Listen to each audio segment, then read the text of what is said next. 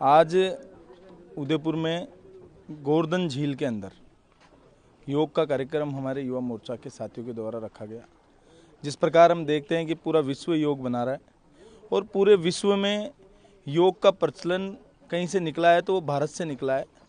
और हम देखते हैं कि अलग अलग प्रकार से अलग अलग जगह पे, कहीं हमारे सेना के जवान रेगिस्तान में, कहीं बर्फीली पहाड़ियों में, अलग अलग जगह इस योग को योग दिवस के रूप में 21 जून को बनाते हैं।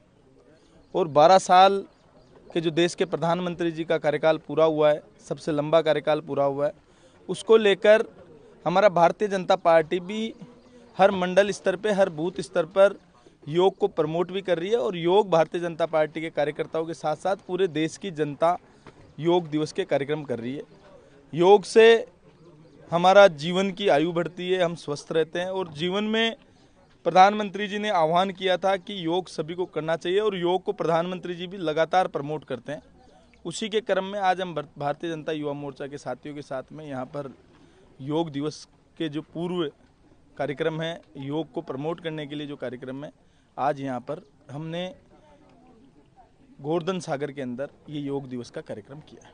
उदयपुर में झील में क्या है, तो क्या मैसेज है? मैसेज यही है कि जहाँ हो, जैसे हो, जिस जगह पर हो, वहाँ पर योग करना चाहिए और युवाओं को योग को अपने जीवन में इस प्रकार से उतार लेना चाहिए कि उनकी अगर दिनचर्या का हिस्सा योग हो तो मुझे लगता है कि आगे आने वाले समय में भारत में कोई बीमारियां नहीं होगी।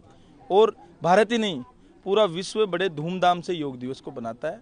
और जो योग निकल के गया है, हमारे शास्त्रों से निकल के गया है, हमारे पौराणिक समय में भी अगर कहीं योग किया जाता था तो भारत में किया जाता था और भारत से निकलकर आज पूरा विश्व योग के कार्यक्रम कर रहा है। सर, कोटा में भी 2 दिन पहले राहुल गांधी आए थे, नीट को लेके उन्होंने छात्रों से वार्तालाप भी किया था, तो आप किस तरह से देखें? देखिए, राहुल गांधी जी को चिंतन करना चाहिए कि वो किस प्रकार से छात्रों को बरगलाने का काम कर रहे हैं।